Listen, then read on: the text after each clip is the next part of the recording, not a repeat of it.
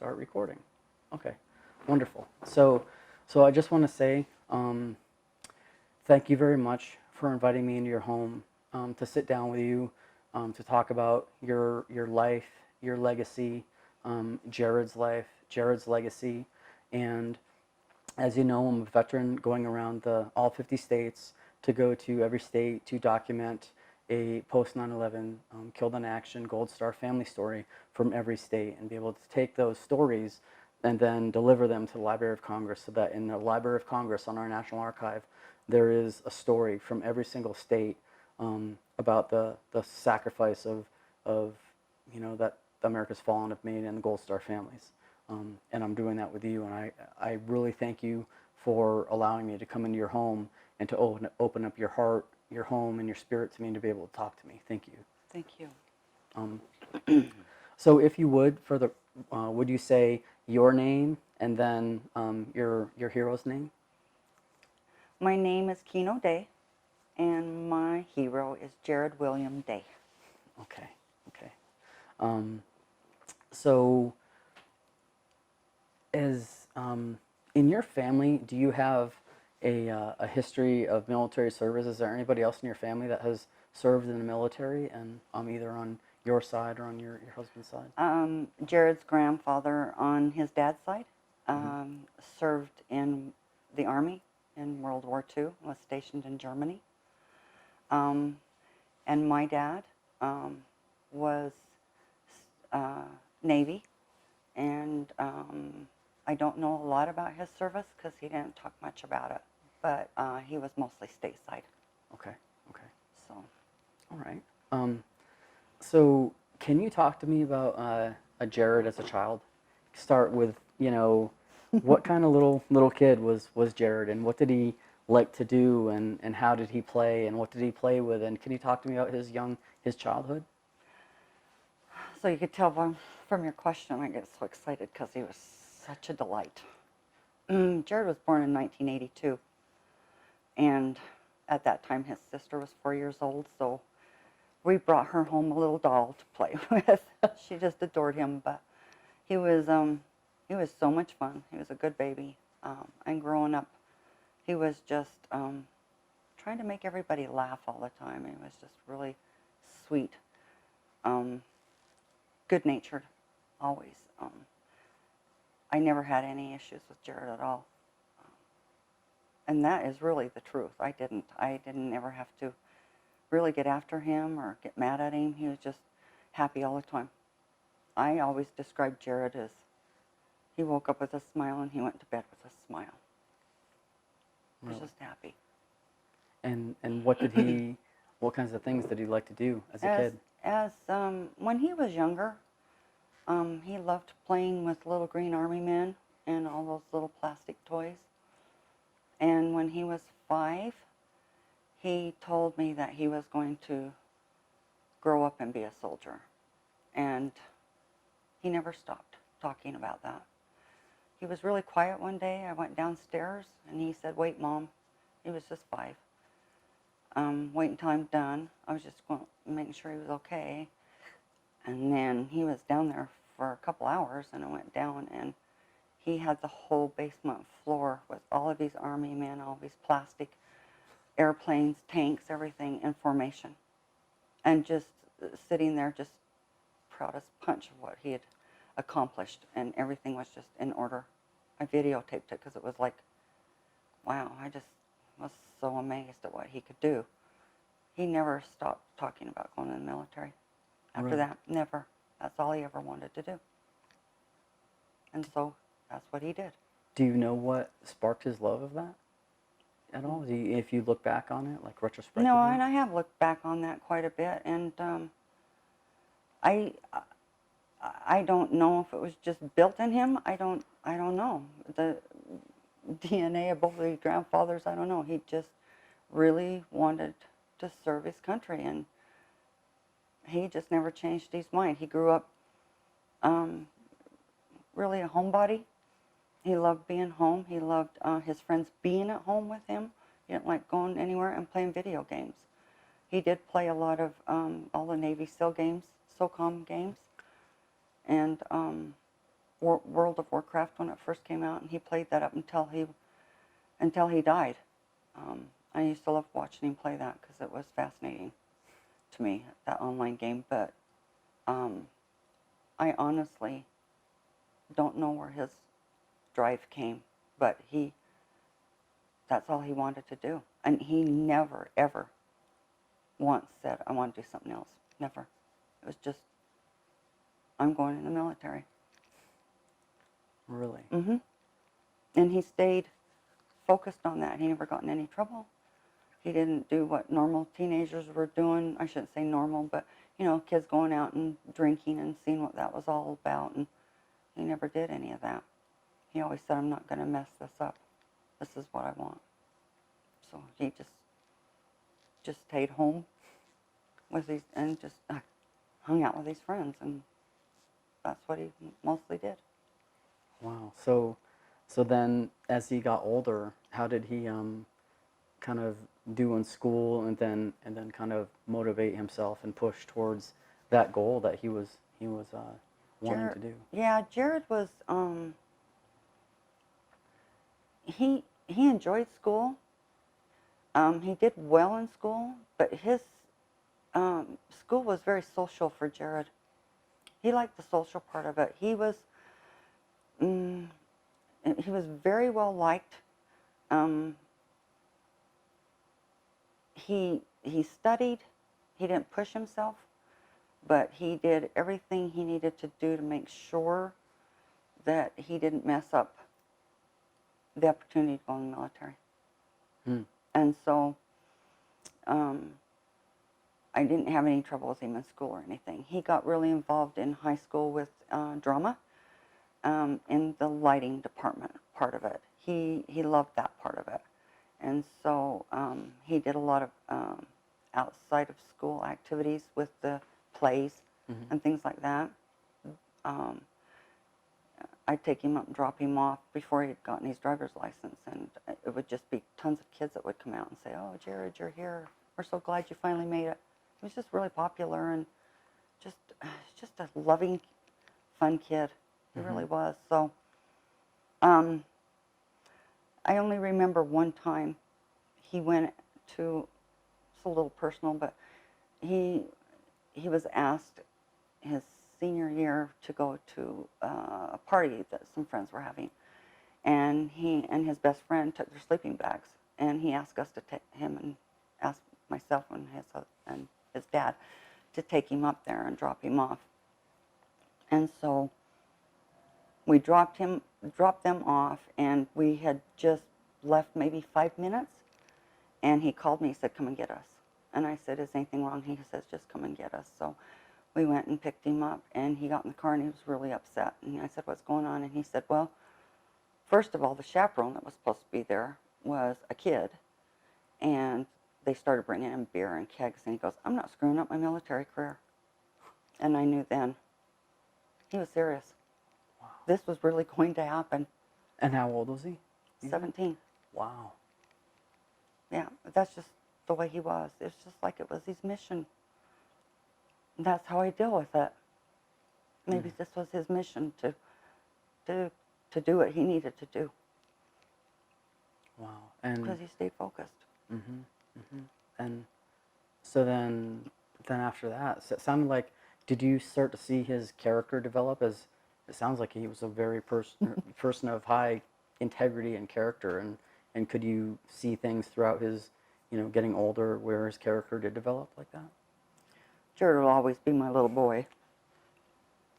And he did tell me that he liked being called that. Because I think it's hard to leave home and try to grow up, when you've been so close with your family. But I did see Jared grow. I seen him grow into a young man with amazing integrity and compassion. I just loved the way he had compassion for other people, and he always seemed to gravitate to the underdog. That's the only way I can explain it. If someone was come from lesser means, or just struggled with military life in general, or learning how to adapt, Jared was right there to pull him. And I've met several of those guys, and they've all said they wouldn't be where they were at without Jared, because he motivated them. He made them feel like they were worth something, and they were.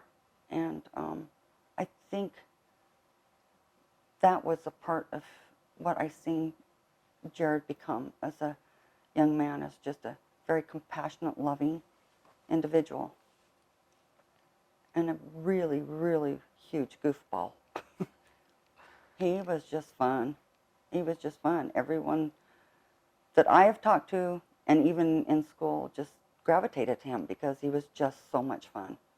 And some of his teammates had told me about an incident on a boat, and it accidentally flipped and knocked them all out. It was an exercise, and they were all really upset with him because apparently he's supposed to have the key to this boat.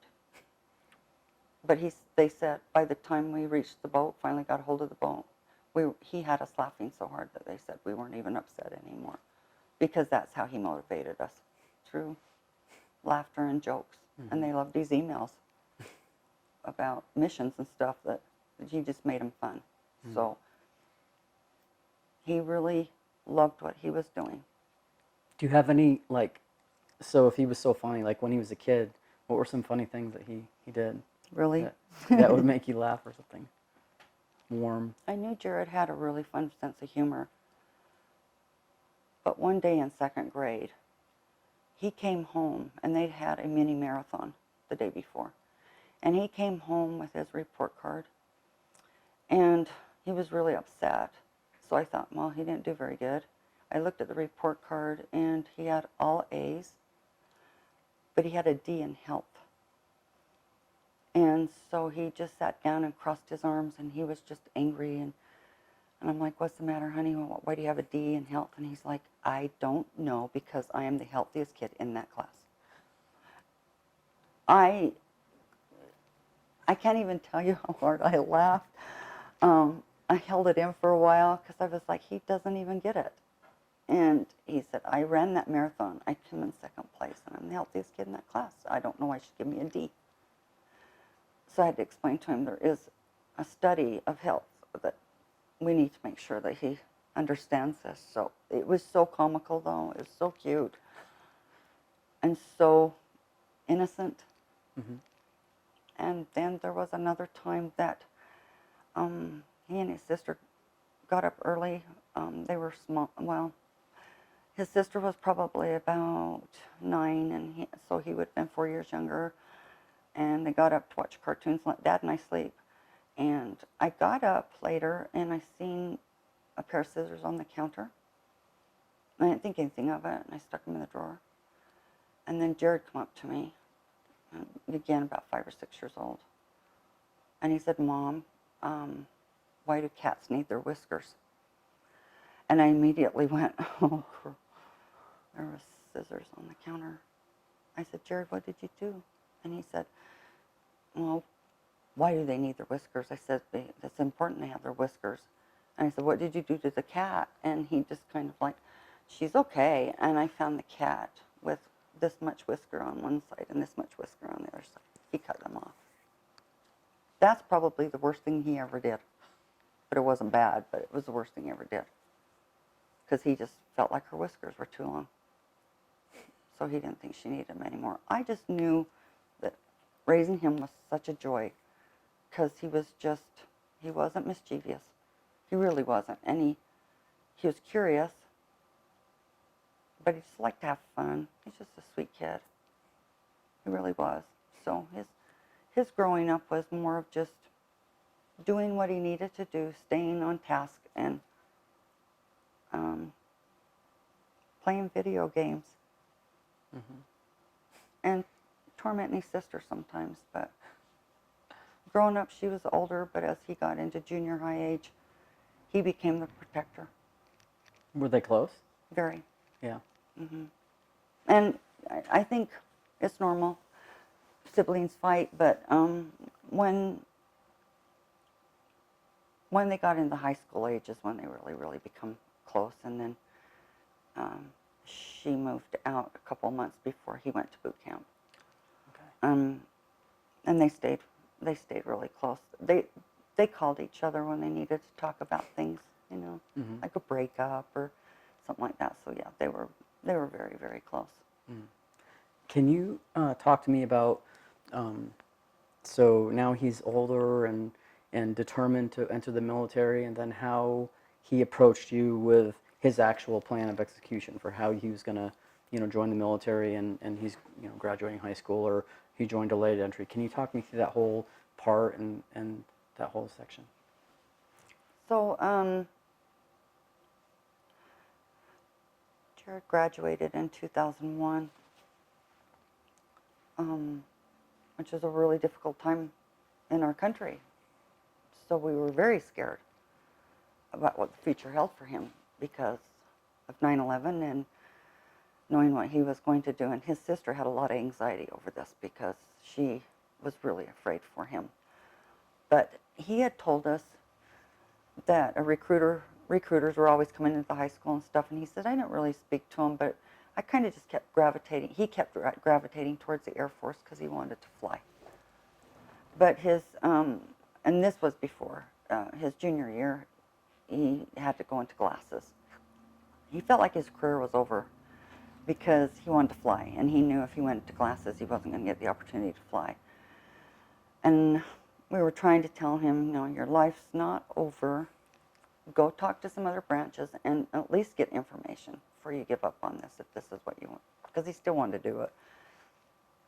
He kept going back to the Navy, the recruiters, and he talked to them, especially when he graduated.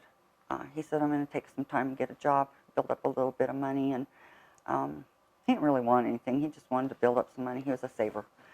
And just really decide what branch I want to go into. He just kept going back to the Navy, and he just fell in love with the Navy and everything it offered. He wanted to go into special operations. And the last time he said, will you and Dad go with me? Just to talk to him. I want you guys to understand what I'm doing, why I'm doing it. I'm like, yes, we will. We supported him 100%. None of us ever said, don't do this. How could you? It was his dream. It's what he always wanted. So we went and talked to the Navy recruiters and understood what he was doing, and he had his job set. He was going to go into computers. He always loved computers. He was smart when it came to computers, and he was going to go to IT school. Wow. For the job. Can you also tell me about 9/11, about that day, and do you remember him talking about it, how it affected you guys, and understanding 9/11? I think everyone in the country knew exactly where they were at when this happened. I was on my way to work. Jared was working. I'm sure he was home at that time. The only thing I remember about 9/11 is my daughter. She just really struggled and fell apart. I don't remember Jared, how he was reacting to this. I'm sure he was upset. I'm sure we talked about it. I don't know if I've blocked that out. I don't know. I just remember being very concerned about my daughter because she was really struggling with what was going on in the country and her brother. So I'm sure, positive, the two of them talked about it. Unbeknownst to me, maybe. Did he join delayed entry, and did you need to sign for him? And did you support his decision to do that? And how did that happen? We let Jared just do what he needed to do. He did do the delayed entry, so he actually signed up, I guess is what it is, in July, knowing that he wouldn't actually be taking the oath, and if I'm saying that right, and going in until November. So he was looking. I didn't have to sign for him. He was 18. And in between that, he turned 19. So he turned 19 in August, I believe it was. And so we didn't need to sign for him, but he was really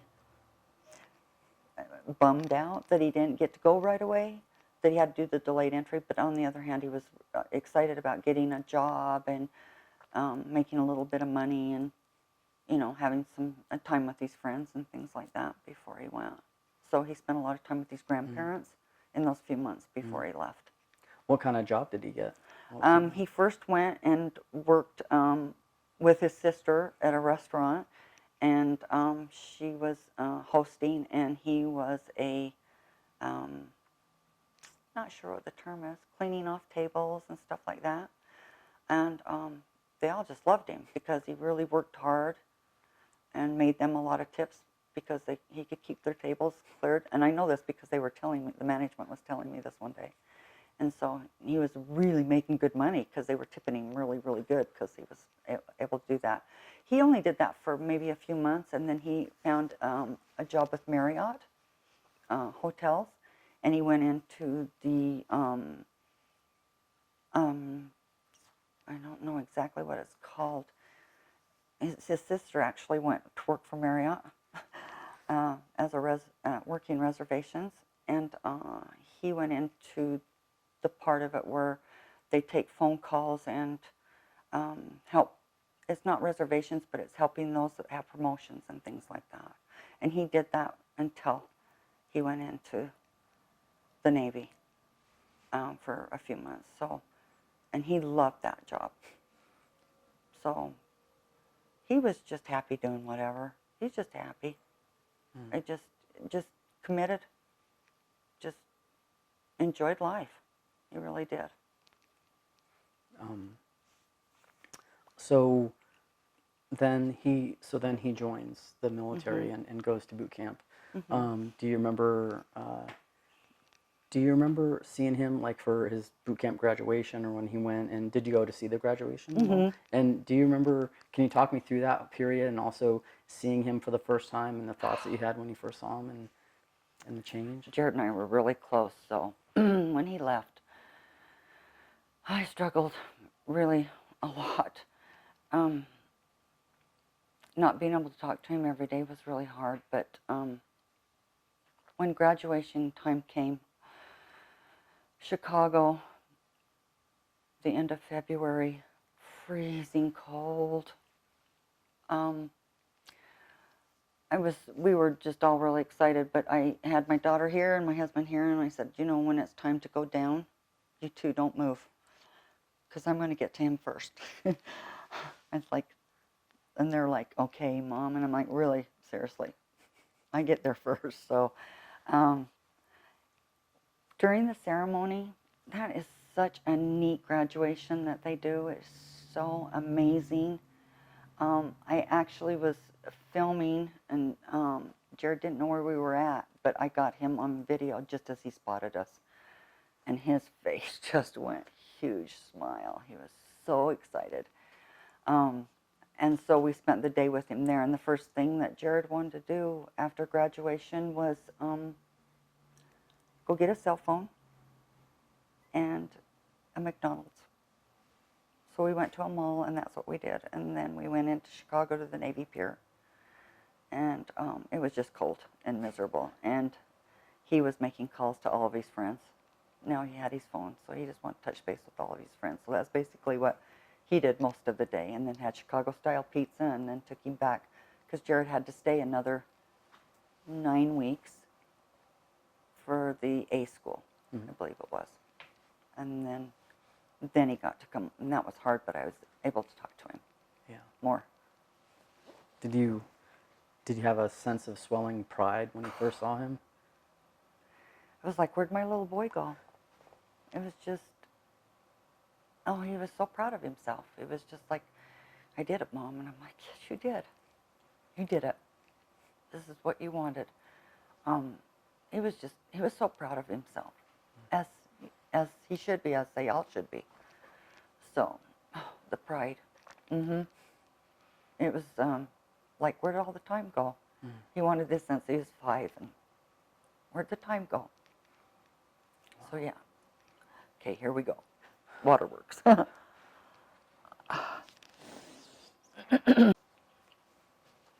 He loved what he was doing. Mm. After after school he came home. I think he got a month with us. Oh, really? I think it was. He was on leave. He Okay. was on leave. So what kind of things do you remember? Any of the special things that you guys did together? Oh my gosh, we just, well, the first thing he wanted to do was get the family together, of course. He wanted to see his grandparents. And so we went down to southern Utah, where they all live, and spent some time down there with them. And he was so excited. His one grandpa that had been in the Army, he'd passed. So Jared never met him. But his other grandfather, my dad, who was in the Navy, he was so excited to share boot camp with him because he knew he would get it and understand it. So he was all about that, just sharing that with that grandpa. And he spent a lot of summers growing up with his grandparents because it's country living, it's not city living. Mm-hmm. And so he used to love to go down there and mow their lawns and go fishing up the creek and up the canyons, and that's how a lot of his summers were spent. Junior high age, I'd say, like maybe 12 to 16, a lot of summers down there with his grandparents. So, yeah, so after boot camp, he was very excited to share stories with the family. Mm-hmm. Wow. Yeah, and then his first, I'm not sure what it's called, his first station. First duty station? Duty station. Okay. He said he just sat back in class because everybody was getting these assignments for maybe stateside or something, Mm-hmm. and nothing was appealing to him. And he says, I just sat back because I wanted to see if something really good was going to come along. And he said everybody got their duties, and he said I didn't have mine yet, and I was the last one. And one of the guys said, well, Dave, what are we going to do with you? And just then someone walked in and whispered in this guy's ear, and he said, well, there is a position, if you would like it, in Iceland. And Jared's like, yes, I will take that, please. He was very excited. He says, I knew I yelled out for a reason. I wasn't so happy. Yeah. I mean, I was excited for him, but my kids had never been that far away from me, so it was okay, though. Because back in that day, we had webcams. Mm-hmm. You attach to the top of your computer.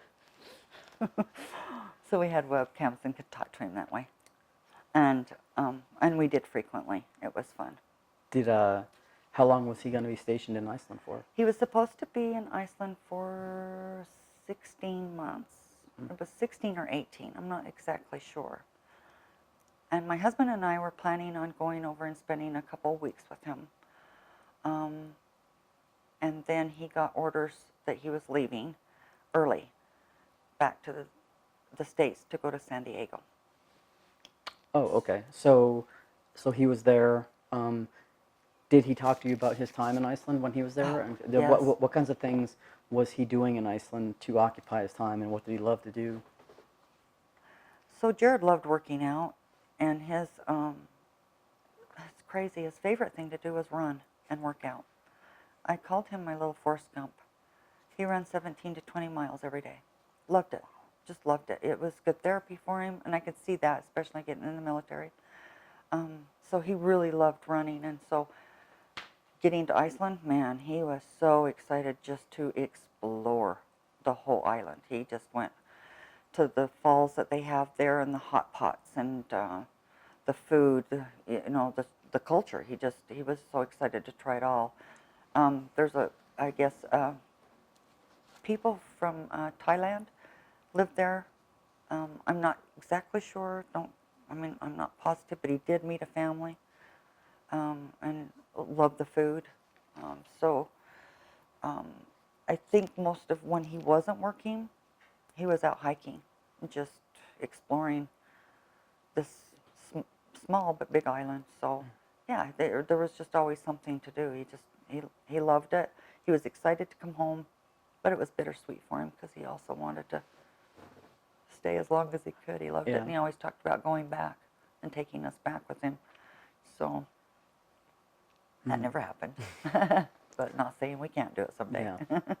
You know, yeah, I guess we can visit that later. But like, I see why you would want to maybe go back there to Yeah. some of the same things that are in the pictures behind you, and maybe visit some of those places. It would be really special. Yeah, he loved it. Yeah. I think that was it was his very favorite place that he had been. So then he chose orders when he was in Iceland, and was getting orders. So do you remember him telling you where he was going to go, and where he chose orders I to? remember him saying that he was going to go to Iceland. I'm sorry, to San Diego. And I just remember feeling so excited and relieved because it's closer. It's just a drive for us now. We can go and see him. And he was really looking forward to it. I wasn't exactly sure what he was going to be doing. I knew he was in the... Okay, so he was getting orders from Iceland to San Diego, and then he was going to be at where was he going to be? Was it Coronado. Coronado, and what was he going to be doing there? As far as I knew, he was just going to do his IT work, his computer work, and work with other people, train them, and share his technology, I guess, of what he knew. And then that's when we found out that he was actually getting attached to SEAL team units. Okay. Because Jared wanted to go into the special operations part of everything, so he was attached to SEAL Team 1 and SEAL Team 3 there. And he didn't tell us a lot of things. That's okay. Yeah. So we were able to go out and visit him a couple of times. That was really nice, Oh, too. was it? Well, do you remember doing anything special with him when in San Diego? He just took us to some of the places that, like the Quarter District or whatever it's called in San Diego, and took us around and showed us some ships and things like that. Just hanging out, eating, just catching up, and he wanted us to meet a couple of his roommates that he had there because he was living out in Imperial Beach at the time, and so we went out there and seen his apartment and met some of his friends and went to dinner with them, and we only had a couple of days there with him, so because we were working at the time, so it was just hanging out, getting as much information as you could, making sure your kid's okay, and it was fun. He was really enjoying it out there. He had a great time. San Diego weather's perfect, and he loved PTing and running. He loved to run, so he was just really enjoying it out there. So he was out there, I believe, for almost 4 years. Okay. Do you remember him? Did he deploy at all while he was out there? I'm sure he did. And I apologize, but I don't remember for sure. I'm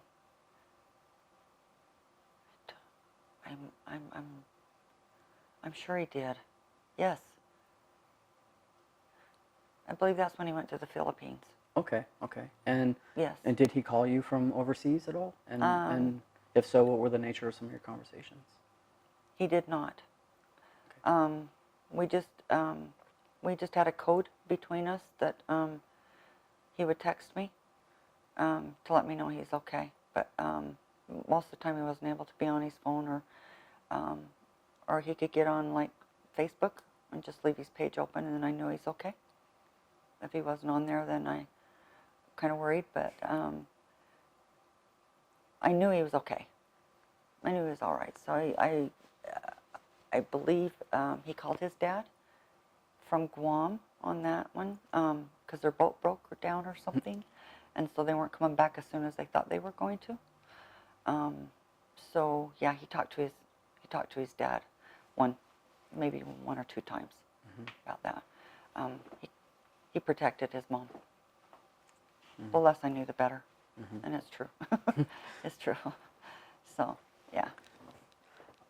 So then he was there for 4 years. So did he come home any more times on leave at all, or what did he like to do with his leave and stuff like that? Yeah, his leave was coming home. Yeah, that's all he wanted to do. Jared came home. I can kind of tell on him now. He came home for Christmas, and he was able to come home for about a week, and his sister was able to come home, so it was really fun doing all the Christmas festivities. And when he was getting ready to fly back, his skin was really bothering him because it's very moist there, the weather, you know, the humidity in San Diego, and it was really dry here. So he asked me if I had some lotion, and I said, here, just take this one. I had it out of a gift bag someone had given me for Christmas. And he was reporting to a new duty the next morning, a new command.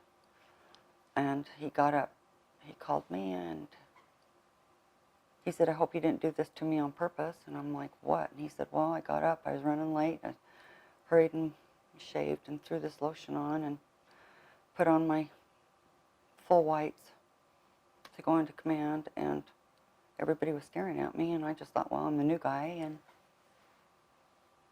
I'm like, yeah. And he said, and I walked into the commander's office and said, day reporting, and the commander just looked at him, and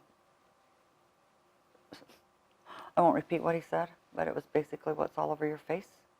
And Jared's like, I don't know. And he said, you need to go to the restroom. Jared went in there and he had glitter all over his face. I accidentally gave him lotion with glitter in it, and it was total accident. Jared said, I got a nickname. I'm known now as Glitter Boy. So he took it well. The commander laughed with him. The guys laughed with him, but of course teased him. But Jared just, he was okay being teased. He just, and I guess the attention was okay. He was called Glitter Boy, but I just. Was this in San Diego? This was in San Diego. Okay, yeah. The following Thanksgiving, we all met in Nevada, and Jared came in from San Diego, and we all went to Nevada to my sister's house for Thanksgiving, and Jared fell asleep on the couch. And I'm leading somewhere with this story. He fell asleep on the couch, and my niece painted his toenails silver. He got back to San Diego, and he knew she'd painted them, but he didn't think anything of it. He had a water exercise the next morning, and he forgot about his toenails being silver, and he looked down and went, oh, dear Lord. And so the guys just razzed him and said, you know, we're just not going to let you take leave anymore. Glitter Boy, because Glitter Boy followed him his career, and so did his toenails. So that's jumping ahead, but that's what, when everyone came here after we lost Jared, I'm jumping ahead. Mm-hmm. That's where my story's going. All the guys painted their toenails silver for Jared before the funeral. So that's how far that story traveled. and every angelversary that we have, everyone paints their toenails silver. And for Glitter Boy. Jared has such a fun sense of humor. I mean, he called me about the toenails. He's laughing. He's like, oh my gosh, I just can't believe this happened again. But it's okay. And I'm like, okay. I'm so sorry. Yeah, he had a good sense of humor about everything. Mm. And so out in San Diego, he had told me that he wanted to screen for DevGru in Virginia Beach. And I was like, you know what? It's a long ways away, but we will come see you in Virginia Beach. Yeah, he was just having so much fun. He was just doing everything that he wanted to do, he made happen without anyone's help. He just did it on his own. He didn't have a mentor. I think that's why he was a mentor to so many, because he said it would have been easier if I had somebody that could have helped me along the way, but he just did it himself. He figured out what he wanted, and he went for it. He wasn't afraid to go for that. So he said, I'm going to go out and screen. He got the opportunity to screen. He was really excited, and so he went out to... Did you ask what that meant? Did you? Yeah, he told me it was to become a part of the DevGru community, which was just a developmental, develop. They develop really cool stuff, is what he said, and test really new equipment and stuff like that. Nothing that I was concerned about. So he went out for about a week. They do the physical, the mental, all that. And in the meantime, he hurt his knee and pushed through it. They were impressed that he would push through it because he was just like, I'm not going to let anything bother me. He'd had knee injury in high school. It wasn't anything severe, but enough that it just kind of would bother him sometimes. So he pushed through it, and he called me and he said, okay, I'm at the airport. I'm headed back to San Diego. And I said, so when will you know if you make it? And he said, they told me they would email me probably in 4 to 6 weeks, I believe it was. And I said, oh, okay.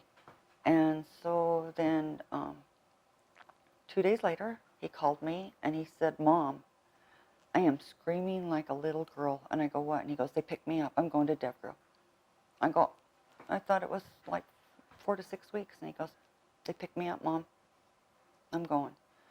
So I don't remember how long after that, maybe a couple months, that he had to get ready to go out to Virginia Beach. So he bought a new truck in Virginia and shipped his old one back because it was actually his dad's that he had taken. And the one truck came back, and then he went and bought a new truck and drove it here, spent a couple of days with us, and then drove it back to Virginia Beach.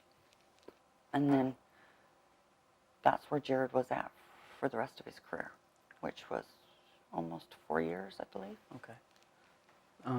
So then, do you remember any of any schools or anything, or did he then how did he communicate with you about what he was doing and He told us what he could tell us. Okay. And at the time, I didn't realize that he couldn't tell us a lot. He loved trainings. He just loved going to trainings. He's just like, he didn't like sitting still. He just wanted to go and do stuff. And deployments. He'd just go crazy if he wasn't deploying. So he did the SEER school. I didn't understand anything about that until after he come back and he told us about some of the stuff he went through, which, as a mother, I was like, how'd you do that? Because I don't want my kid hurt or struggling with anything, but he loved it.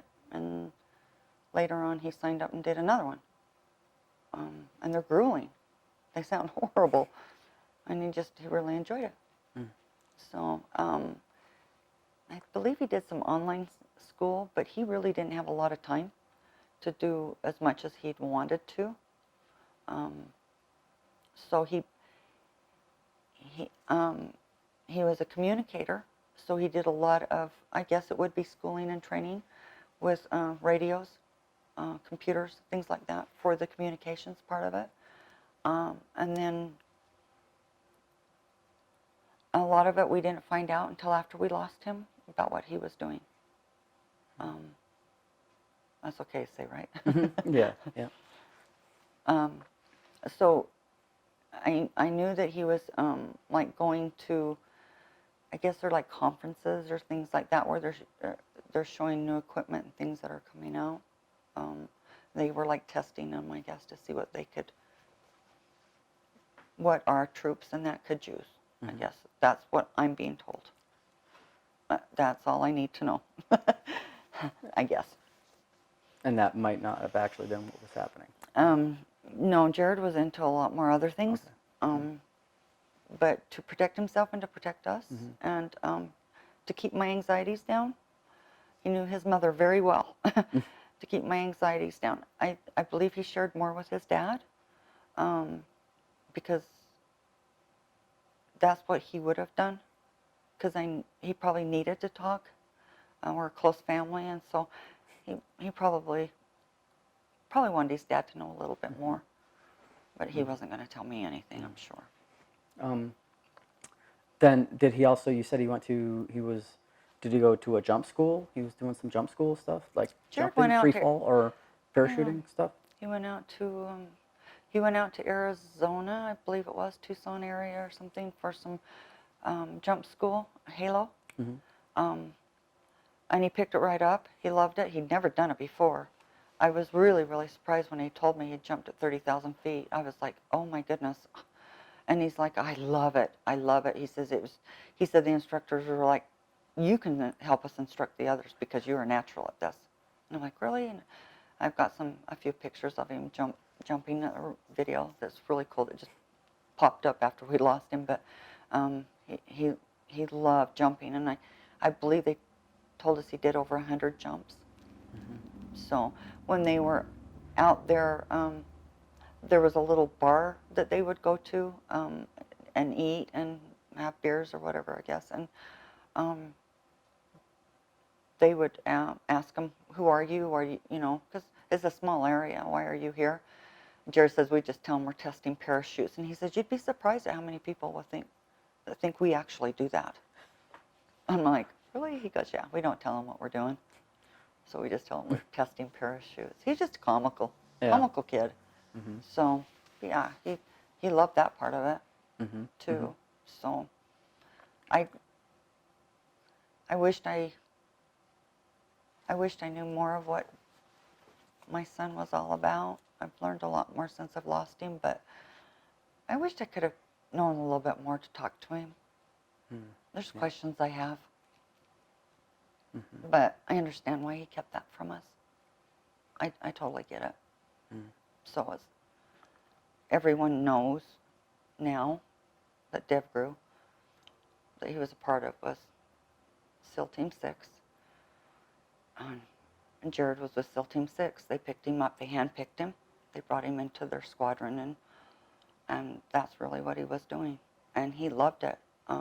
They'd never had a communicator, so Jared created his job as a communicator for SEAL Team 6. And we've been told by many and some of his commanders that they didn't want anyone else with him. They wanted Jared with them when they did missions or did anything, because he knew his stuff and he knew how to do it, and he was very good at protecting them, making sure they were okay, and they were making sure that he was okay. Because that's one thing I did ask him, are you okay? And he says, they take care of me, Mom. I'm important. They'll make sure I'm all right. So one time it wasn't. Did he deploy at all while he was and do any deployments while he was at SEAL Team 6? Jared did a lot of deployments with SEAL Team 6. As far as I know and I understand now. I knew a few times when he was in Afghanistan. He made some comment about some mountain he was on, and I kind of figured out where he was at, and mentioned a river. I pretty much knew where he was at. I think he kind of just didn't say a lot, just because he wanted to make sure I was okay. Mm-hmm. But I believe that he had done 5 tours to Afghanistan, and then we didn't know until after we lost him that he had done the Middle East, Africa, Asia, places mm-hmm. like that. Mm-hmm. That we didn't know about, that he didn't tell us. But whenever Jared deployed, if he was going somewhere and he couldn't tell me, he'd just say he was going to training and not to worry. Just doing some training, because usually they were short stints, you know. Mm-hmm. So, but if he was going to be gone maybe 6 months, then he would just let me know. It's okay, I'll be all right. I'll be out of the country, but I'm okay, kind of thing like that. Mm-hmm. But if it was short, and even if he was deploying, he wouldn't tell me. Would he call you from any of these deployments, and were you able to talk to him from overseas? And if so, what were the nature of some of those conversations? You know, I've thought about this a lot. Jared would call, but it would be really quick calls, and it was to check in. It was to hear my voice. That's why he would call. I know that, because I look back, and yeah, he's a young man and everything, but he's still, we all have fear. So I think he just needed to hear Mom's voice, because he always called me at work. So if I wasn't in the office, they'd go running to find me because they're like, Jared's on the phone, hurry, hurry, hurry. So I look back now and I know that's what he was doing. He was maybe homesick, but I think it was more of just, I need to hear Mom's voice. That's what I think. So, but he never told me anything. He never told me what he was doing. We couldn't send him care packages. And I didn't think about it. You think about a lot of things when you lose them. But I didn't really think about, why can't I send him care packages? You know, why can't I send him things that he needs? I just hadn't thought about it. But like I said, 100 times over and over I say, now I look back, I'm like, yeah, now I understand. Most of the time it's because he wasn't probably going to be there very long. You know, because they did such just in-out type things, so. Wow. I guess,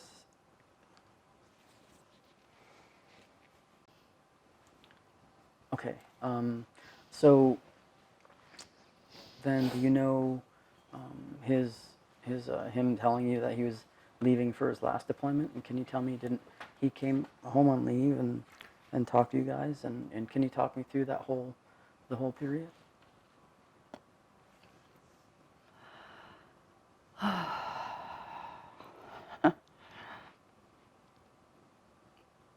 Jared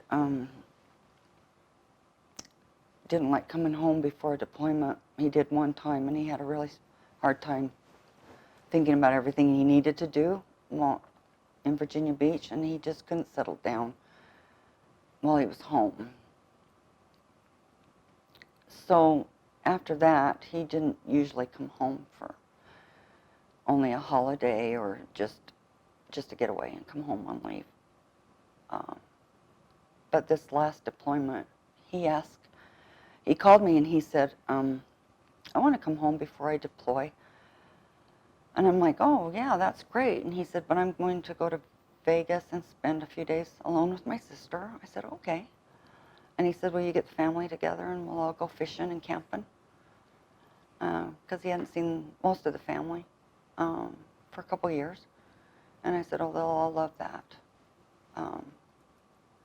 In the meantime, before, Jared had lost all of his grandparents while he was in the service and was only able to make it home for one funeral, which was my dad's. So it was important for him now to see his family more, because you realize when they're gone, you just need more time. So we all got together up in a beautiful valley, and we went up there for about 3 or 4 days, and he went fly fishing with his dad one last time. And then he said he wanted to come home for a week with us, so in that time he wanted to talk to us in case something happened, and he'd never done that before. And I just didn't want to talk to him about it. And I said, nothing's going to happen, you'll be fine. And he goes, no, we just need to go over some things. I need to tell you some things. And I'm like, I don't really want to do it, but the night before he left, we went out to dinner, and he just told us things that he just never talked to us about. How he wanted his funeral. He wanted a full military service. And whatever else we needed to do for us. And he wanted to be cremated. He told us where all his paperwork was, if we needed to get a hold of somebody to get it for him. And I was just kind of getting angry because I was like, I don't want to hear this, you're fine. But he was just so adamant about telling us everything he needed and wanted. So we just kind of like, okay, fine, whatever. Took him to the airport the next morning.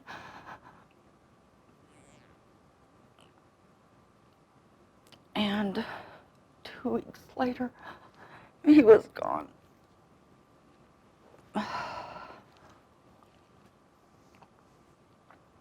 my husband got up that morning and he said, there's been an accident.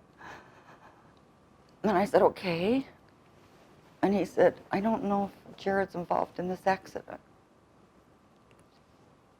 And I said, what is going on? And he said, there's been a helicopter that's been shot down. And he says, I don't know if Jared's on it. And I go, Jared's not on it. I would know. I would feel him. He goes, well, he's probably okay. Took my shower, got out, and I said, any news? And he goes, no. He says, get online and see if you can find if he's on Facebook. Again, because he would leave it open. I know he's okay. He's not there. I kept checking my phone. No code, our little code, our family code. And all day long, this started at like 8 o'clock in the morning. We sat on the deck outside. It was August, and I'm like, it's not Jared. I got a birthday package going to him, and he's going to be fine. And as the day went on, we just weren't hearing anything. And I said, you know, I think what's going on is this is such a big devastation, such a big loss, that Jared's just really busy right now because they've got their hands full, because they've just lost a lot of guys. That's what was in my head. That's all I kept thinking. Were you watching news reports about it? And Sam was. He was just going. Were they saying it was special operations people or no? They did say it was special operations, and they weren't saying too much, but he knew. I just know he knew, and he just wanted me to be okay, and I just got busy talking on the phone to my niece, and she just is keeping me calm. And I said, I'm his mother. I'm supposed to feel if something's wrong, not knowing that I felt it. At 1 o'clock in the morning, I woke up out of a dead sleep, and I couldn't get back to sleep. And I started talking to God, and I just said, don't take him away from me. You give him to me for a reason. Do not take him away from me. And I thought I was just saying a prayer. Just keep him safe for me. I wasn't crying. I was just like, keep him safe. Don't take him away from me. But it wasn't until after I lost him, I went, oh my goodness, I did feel him. So at 7 o'clock at night, the doorbell rang. I ran to the door. I don't know, I thought Jared was at the door. And I could see the figures of the military people standing there, and I just couldn't open the door. And there was 4 from Virginia Beach, all in uniform. And another guy, I believe he's from Utah, I don't know. I don't remember. I couldn't open the door. And they kept asking me to open the door, and I couldn't open the door. I just sat on the stairs. I just couldn't answer the door, because it was going to be real when I let them in. It was going to be real. It took me a long time to open the door. Poor guys had to stand out there coaxing me to open the door. I think my husband finally went down and opened the door. And I just didn't believe him. I said, he's out there. You need to go find him. Because I know my son, and he'll get out of the situation. He's hiding somewhere. He's fine. And that's when we found out the Chinook had gone in to help some rangers on the ground. I don't know the details. I don't care about the details. And they thought they were clear to land.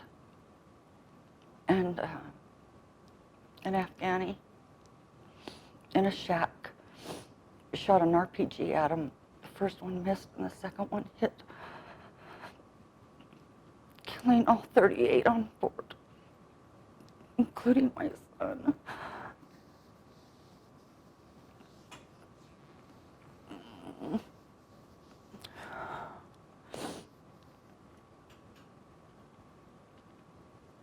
It took him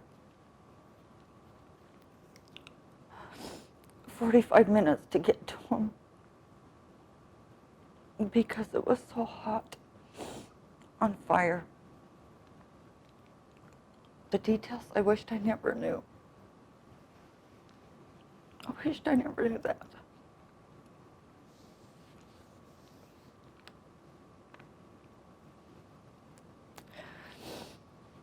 Jared was killed August 6th, 2011, the 6 days before his 29th birthday.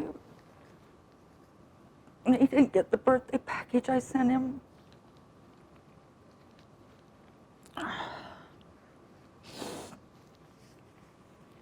So,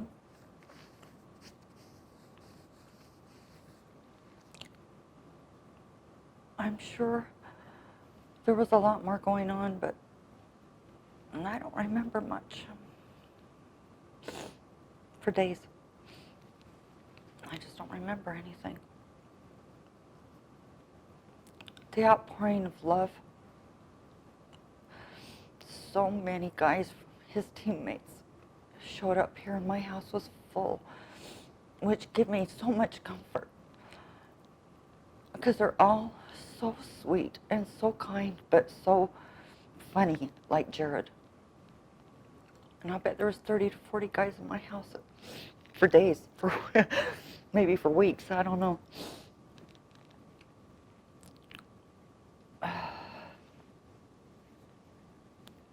Jared's best friend that he grew up with and played downstairs in the basement with games in the family room free.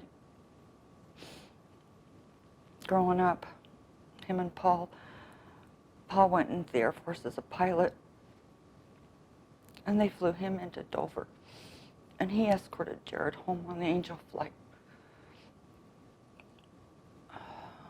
Jared loved the mountains in Utah, and he always said, I know I'm home when I see the mountains. So they took him over the mountains one last time when they brought him home.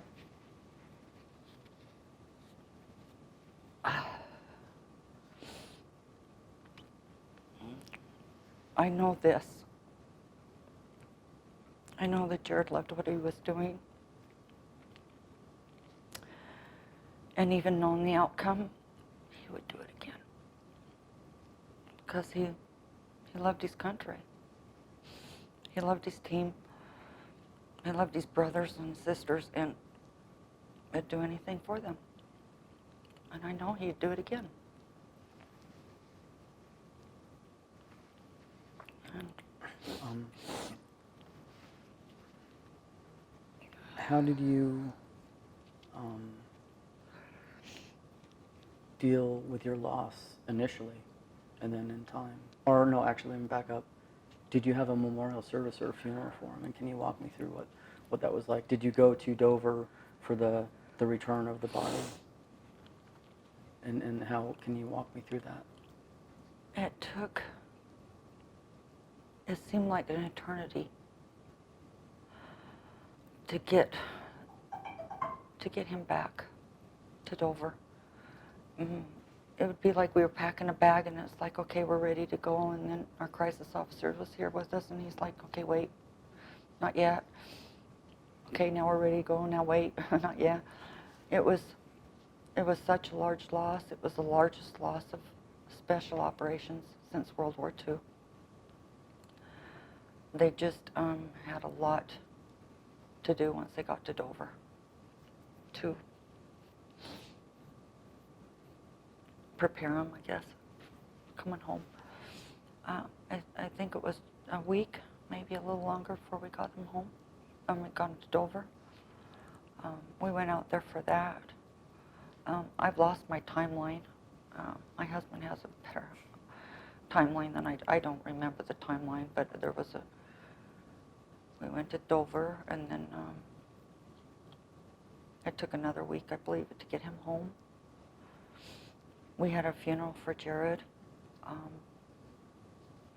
It was just big, and it was beautiful, and after about 4 hours standing receiving people,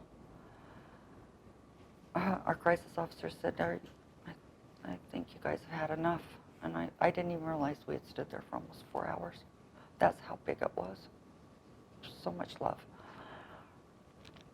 And then after we went and had a celebration of his life, And that's when I told all the Navy guys, I don't want to see any uniforms. Jared loved flip-flops and his cargo shorts, and that's what, you come and celebrate Jared that way. And they all came in their flip-flops and their silver toenails. Every single one of them. It was just so sweet.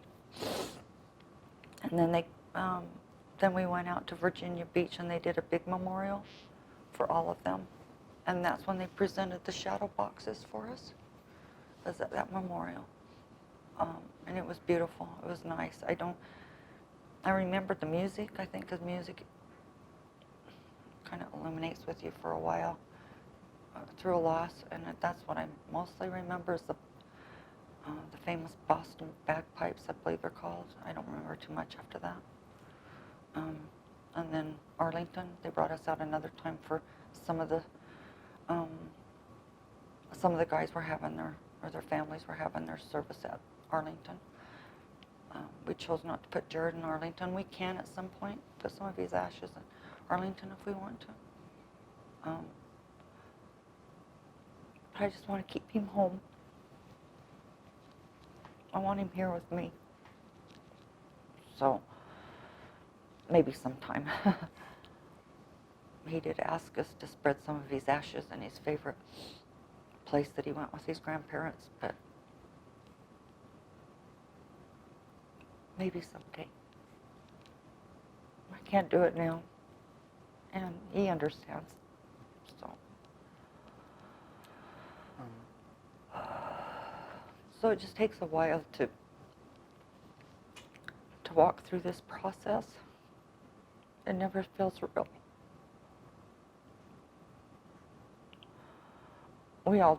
My daughter and I and my husband, we talk about it a lot, and it just feels like he's on deployment. We're waiting for him to walk in the door. And maybe to some that's unhealthy, but it's what gets us out of bed every day. Otherwise, we probably wouldn't get out of bed.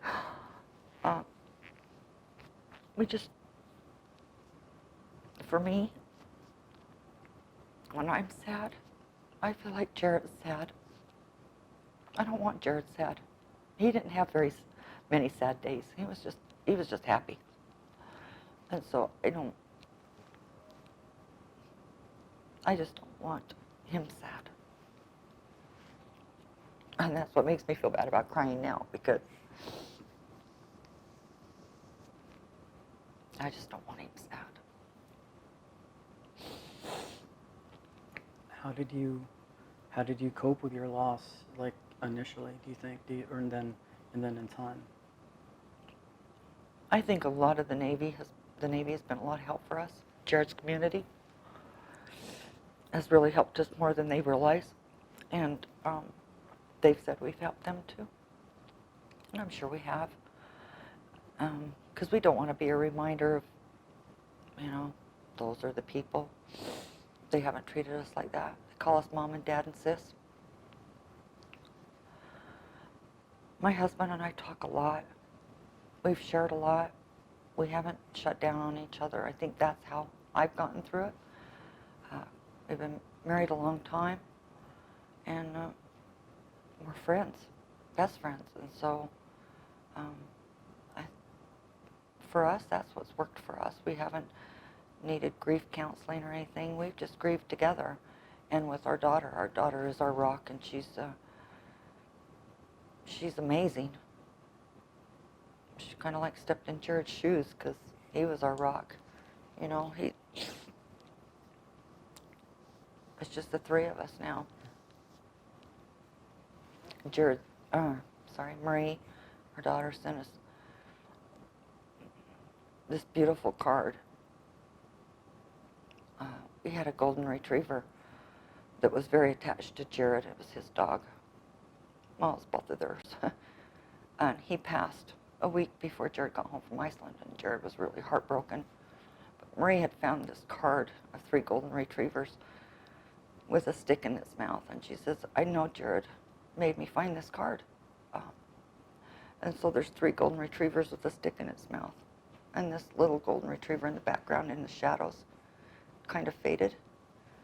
And she says, that's the three of us, and that's Jared in the back cheering us on. And she says, that's how we have to do our life now, as Jared is cheering us on. He's just so missed by so many. And I didn't realize how the death of a child can just take so much from you. When you bring them into the world, you just never think that you're going to lose them. And even with Jared wanting this all his life, I still wouldn't take that away from him, because this is what he wanted. And he was truly, truly happy serving. He was. I don't know. I read articles, and in the beginning I was angry. Not angry, but I was just frustrated. Don't tell me you know how I feel. You don't know how I feel. You know, when people would say, oh, I know how you feel, I lost my mother. No, I lost my mother. This is my son. So it's a little frustrating. It's just a walk that you have to do by yourself. I grieve differently than my daughter. I grieve differently than my husband. But the loss is the same. The emptiness is there, and it's the same. The memories are all you have to hold on to. And I love Jared's friends and teammates for finding those pictures that they forgot they had, or those videos they forgot they had, or they didn't think were important, and sharing them with us, because that's all we have left now. You don't get over it, you get through it. One step at a time. And I just had to, we, all three, just had to do it the way that worked the best for us. And the love we have for each other. And knowing how, the one thing we all know is how much Jared loved us. That's one thing he always made sure we knew, that he loved us. And we let him know that too. All the four of us were just very close that way. So I just do it for him. What did you find to be your greatest source of support? What have you found? It could have been then and now, or now. My support to get through this? Mm-hmm.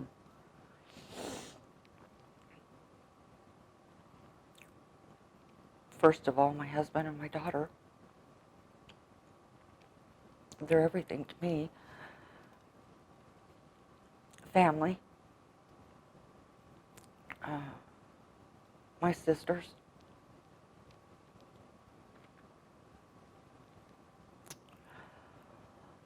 My very, very dear friends.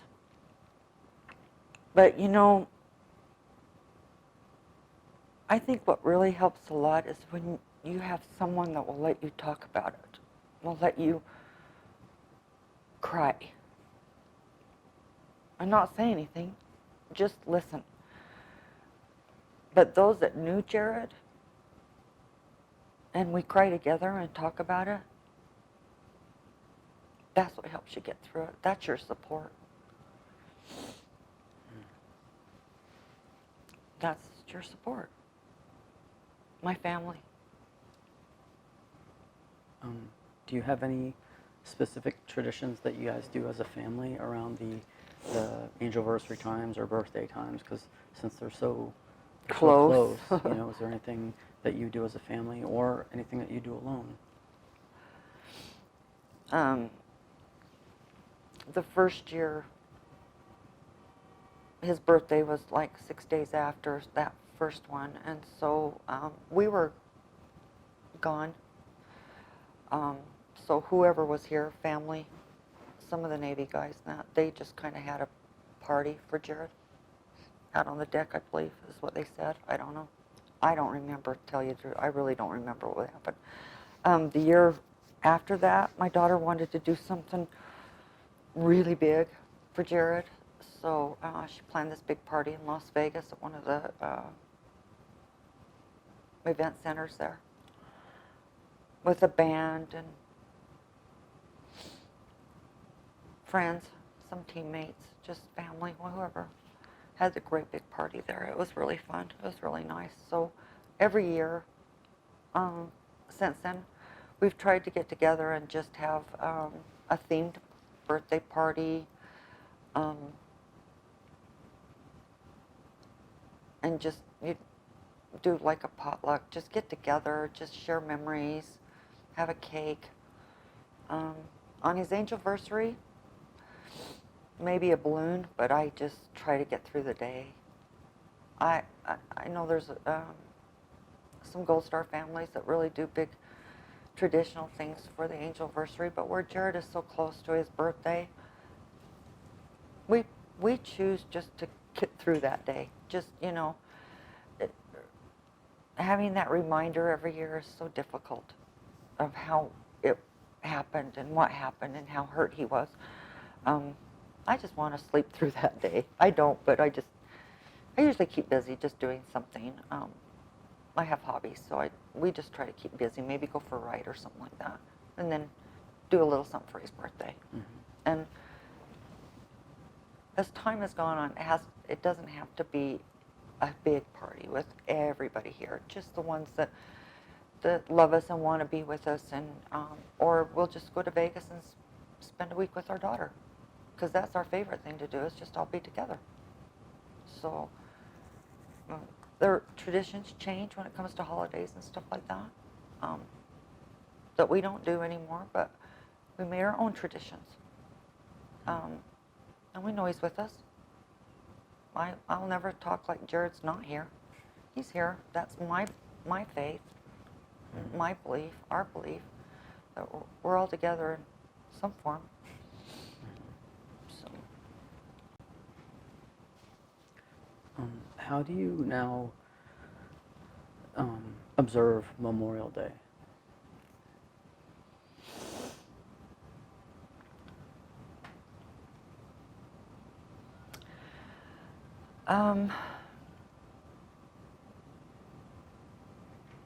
We just usually don't do anything.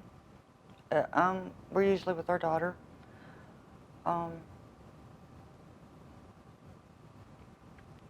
We haven't made Jared's home. He doesn't have a grave. He doesn't have a marker. He's just home. So Memorial Day for us is just home with Jared. Or we have these ashes up here, and we take him with us when we go to see our daughter in Vegas. We just take him down there. It's probably silly to some people, but Memorial Day has a whole new meaning.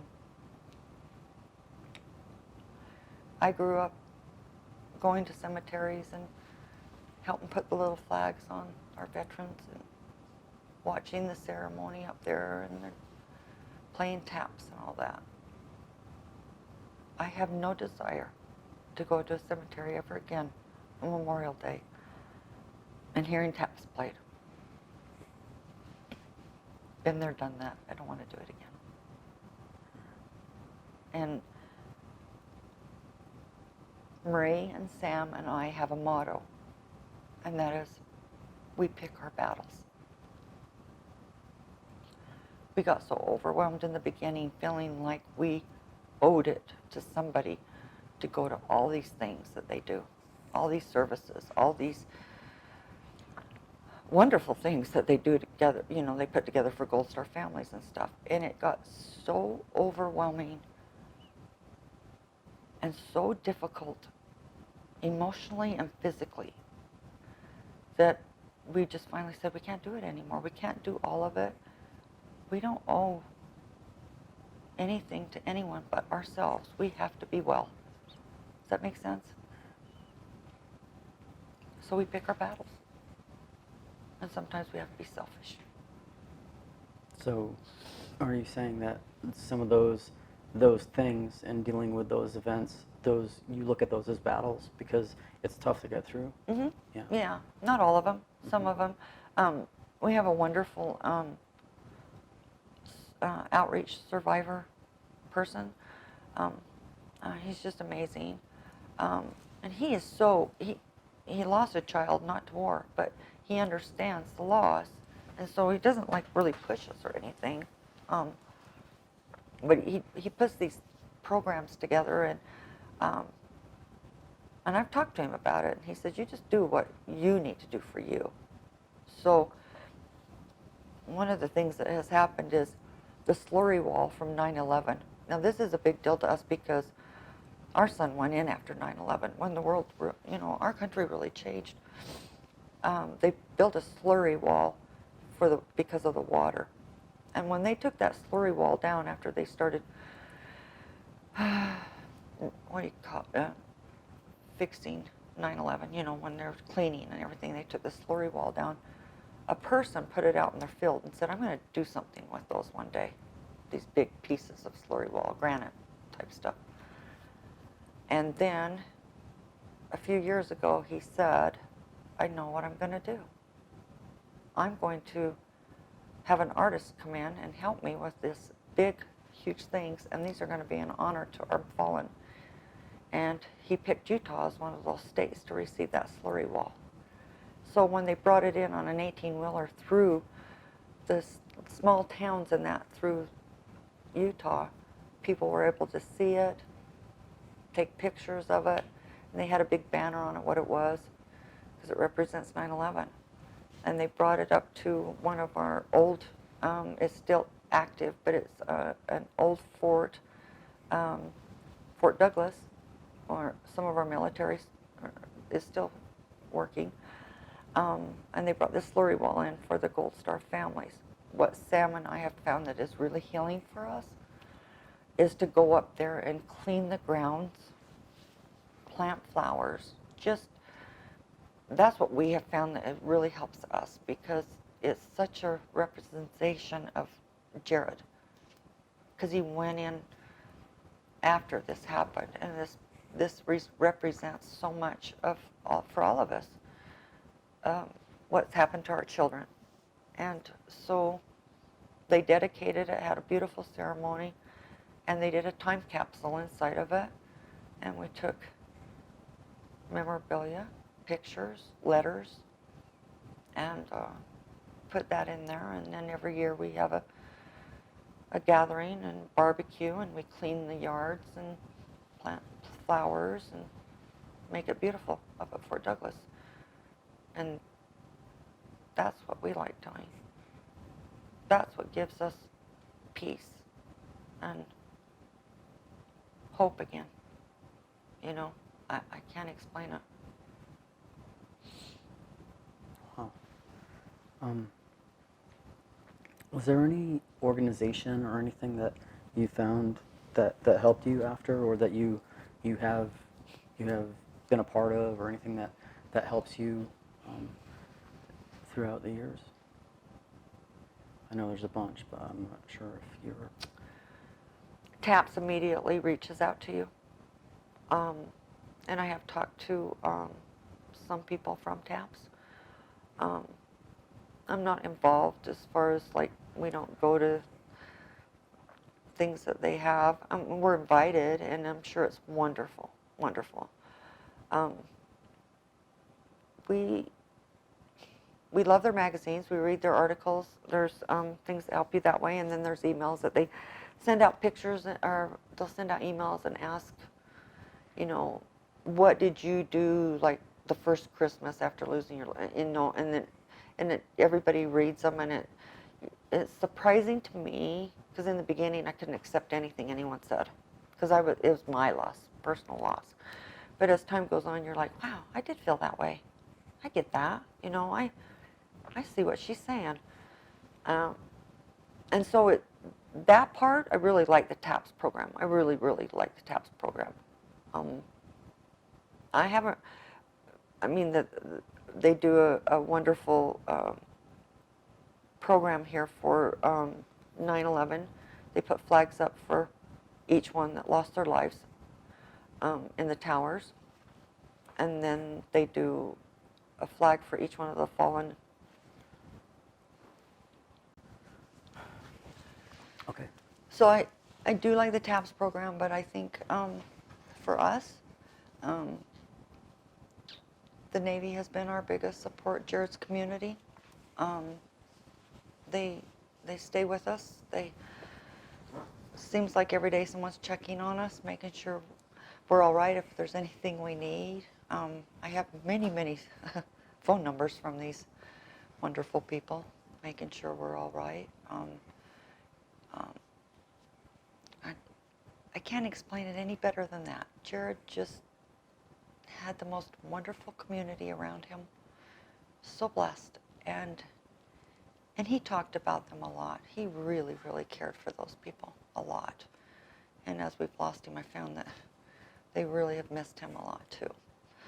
So, have you met any of his teammates? Many. I know faces better Yeah. than I know names. I'm learning as time goes on, but I call it my Jared brain. My memory got shuffled through all of it. My doctor told me to settle down. I wasn't losing my mind. It's very natural, but I can be talking like this and then just completely forget what I'm saying.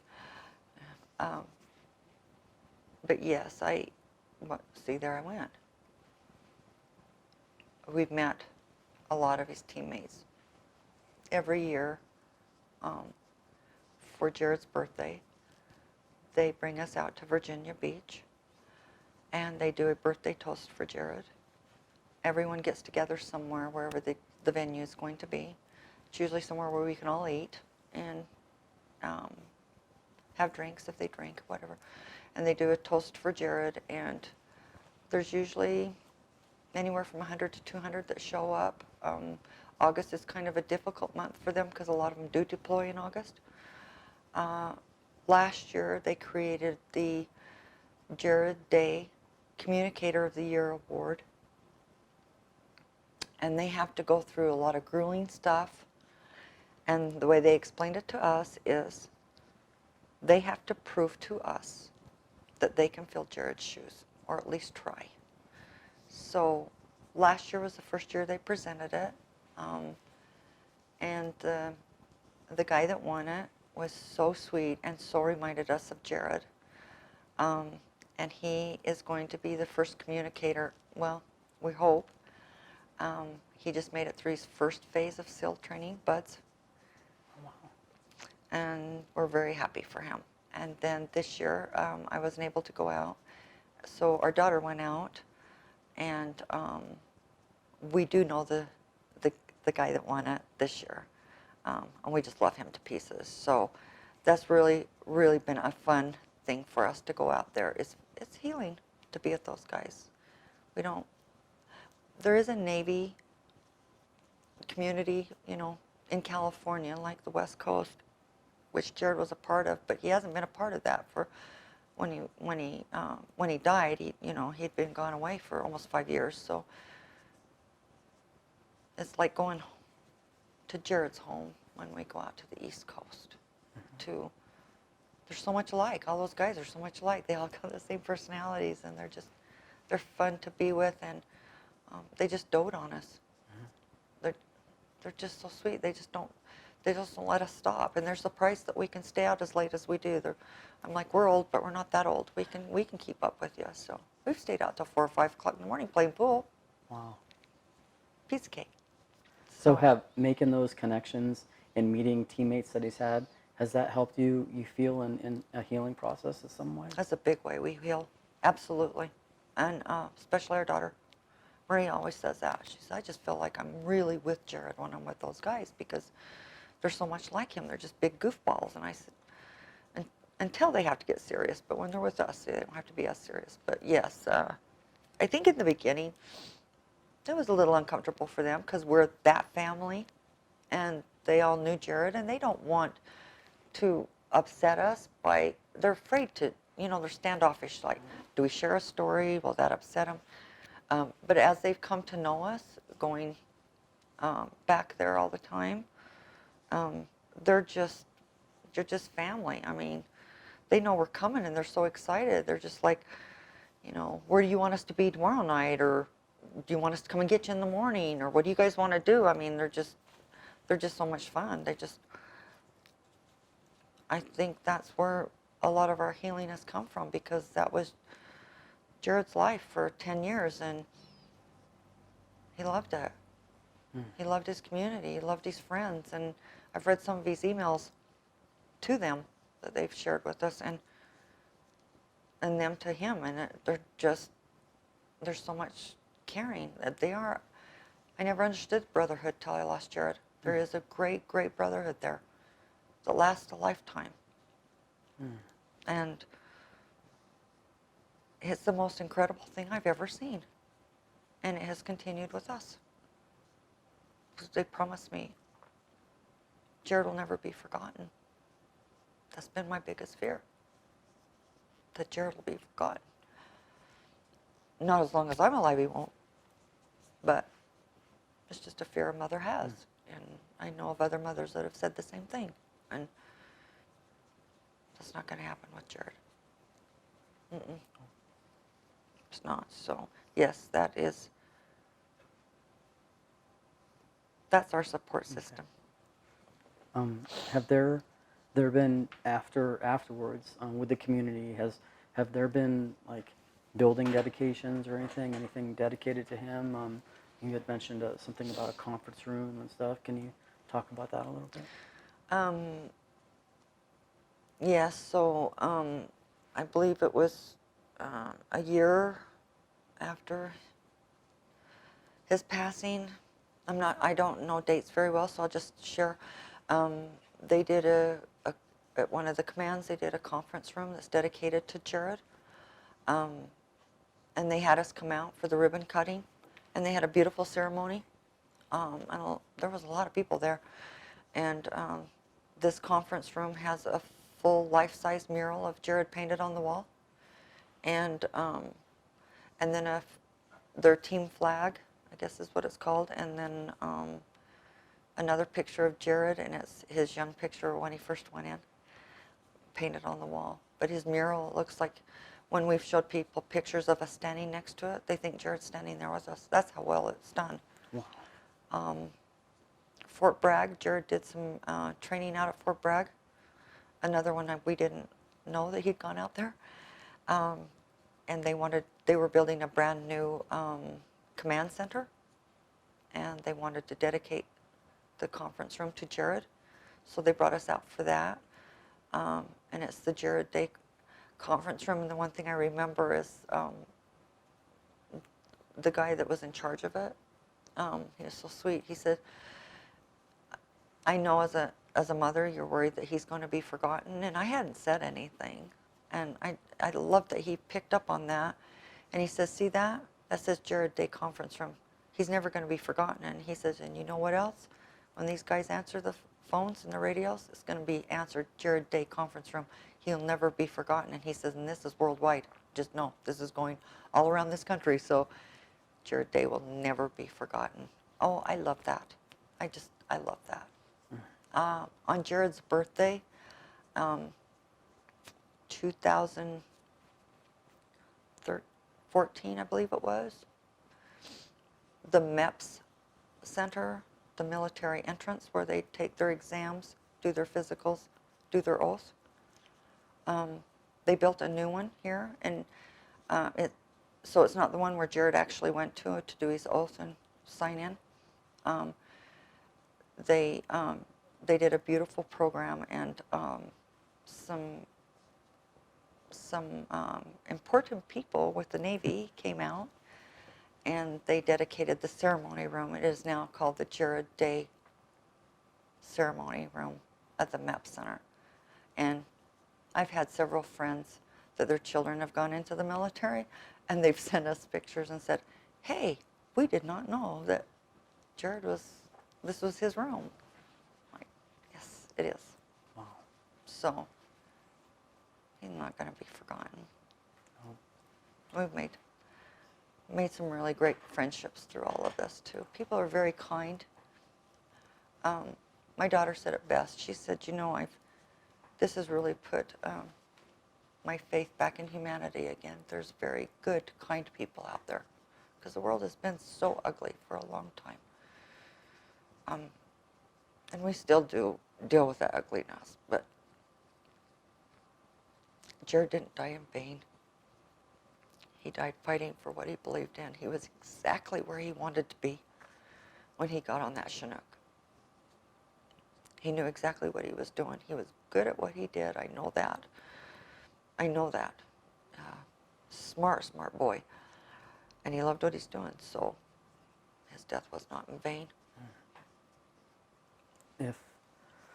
If 50, 100 years from now, somebody at the Library of Congress, a congressman, senator, president, documentary filmmaker, author, whatever, accesses this interview and watches it, what message would you like to have resonate with them?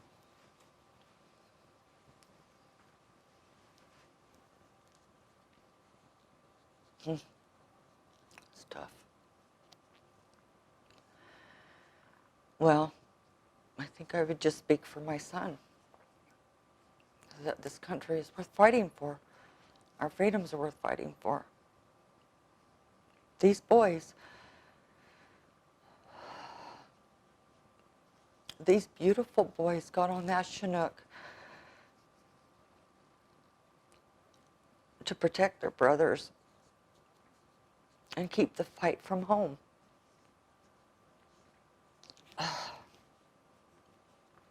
Don't forget them. Don't forget what all of them go through. The ones that get to stay here and continue fighting, God bless them. Don't forget what they're willing to sacrifice for you, for me, for all of us. I miss my son every day. But now I know he finished his mission here, and he has a bigger mission now in God's army. That's how I feel. That's what gets me through. So I want them to know in the future, what I really want to say is just make this stuff just stop. Make war go away, but it's not. Take better care of our military. Take better care of those that come home and suffer in silence.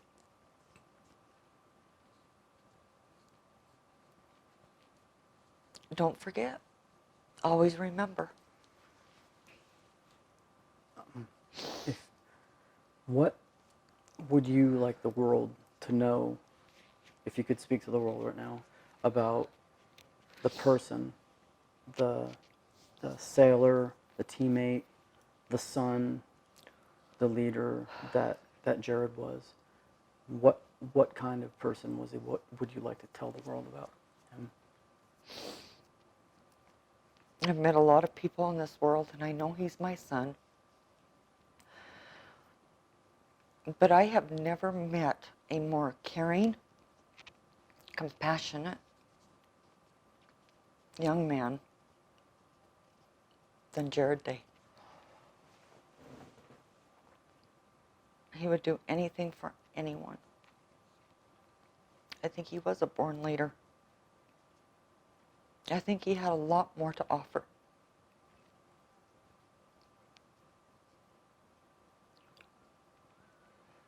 I want people to know that there are a lot of great people out there like Jared. And this country really lost a good one.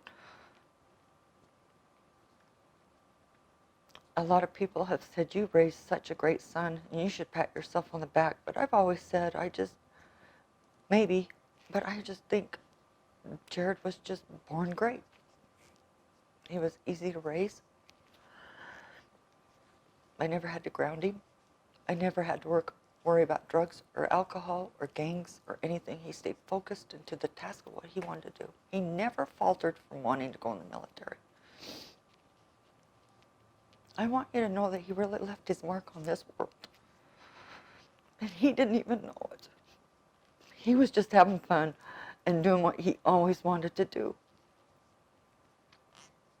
And he probably went through a lot of hell sometimes, but he come out a better person for it and a stronger person. So I just want someone or anyone that would listen or see this, just know what a great man he was. And don't forget those that have sacrificed everything for you. That's what I would say.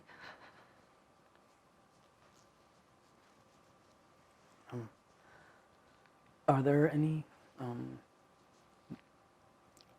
anecdotes or memories that when you look back and you think about, Jared in your life that warm your heart and make you smile and make you feel good on the inside? I'm sure there's a lot, but Oh, there's so many. Could you share a There's special so one many. with me?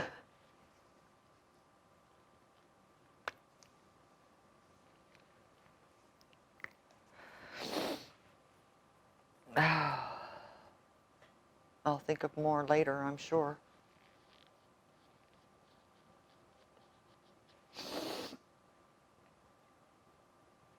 I just can't even think of one off the top of my head.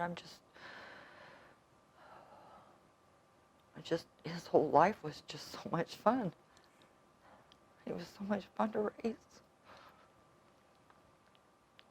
And he made me laugh when I was just so unhappy or sad or if I had a bad day, that kid could put a smile on anyone's face. I don't.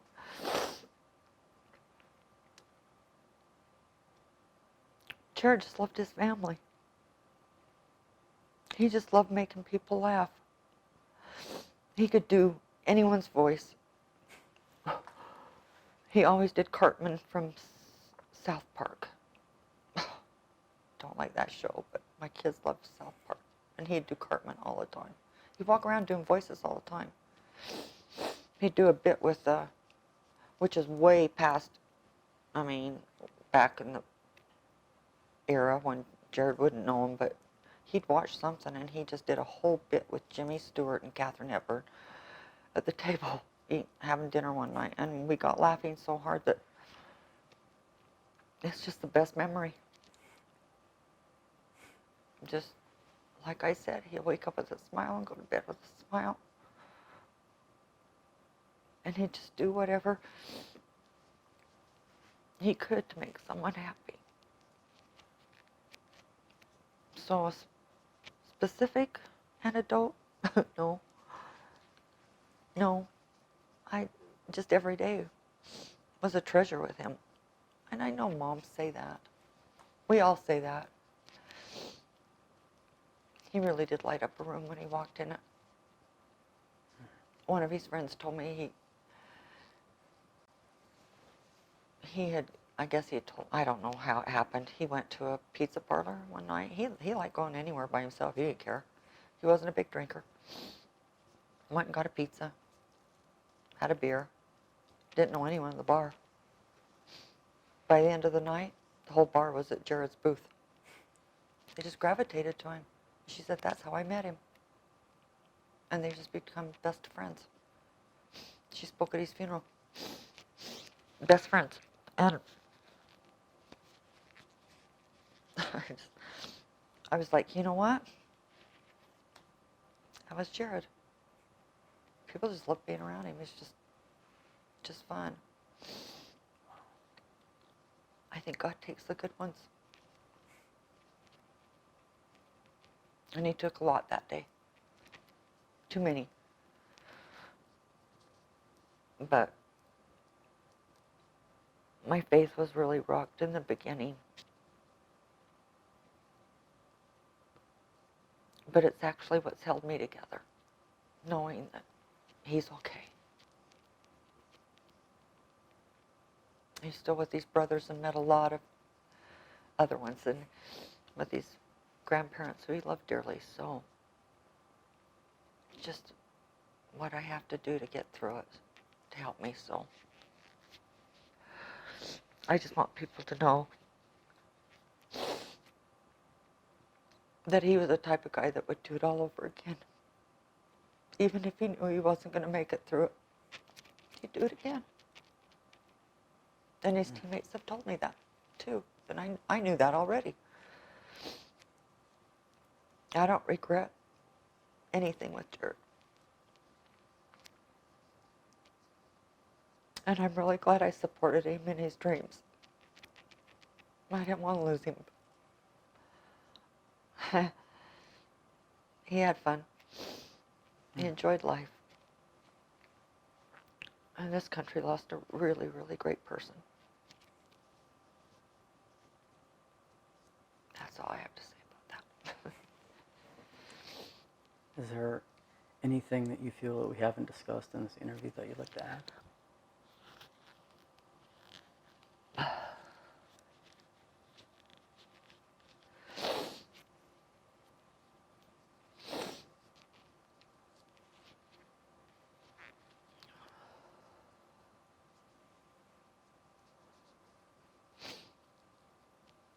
I don't think so. Well, from the bottom of my heart, I just want to thank you for offering me and letting me come into your house and opening up your heart and your home to me and your spirit and sharing your life and your legacy and Jared's life and legacy with me. I really, really appreciate it, and I can tell you that you can trust me to take this story and deliver it to the Library of Congress and to our National Archive for it to always be cherished and to be there. Thank you very much. I really appreciate you. You're welcome, Keith. And can I say thank you for your service? Yes, ma'am. And for doing this. Yes, ma'am. Thank you for honoring our heroes. You're welcome. There's so many more. You could probably do the rest of your life and not cover it all. Sad, but thank you for what you are doing, and thank you for your service, and I hope it's healing for you too. Yes, ma'am. It's been a blessing meeting you. It really has. Likewise. And I hope this really does help you too, because you're hearing some really sad stories. Yes, ma'am, it does, for sure. Good. I'm glad to hear that. Thank you so much. You are very welcome.